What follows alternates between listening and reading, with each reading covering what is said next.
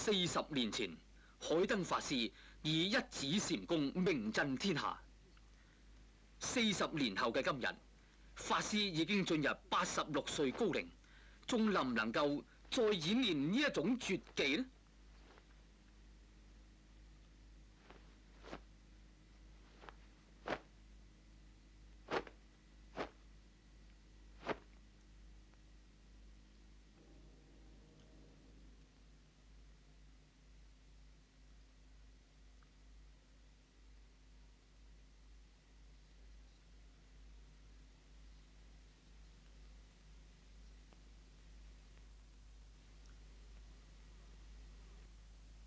驚天絕技再現人間，當今世界能練少林一指禪功嘅，只有海燈法師一人。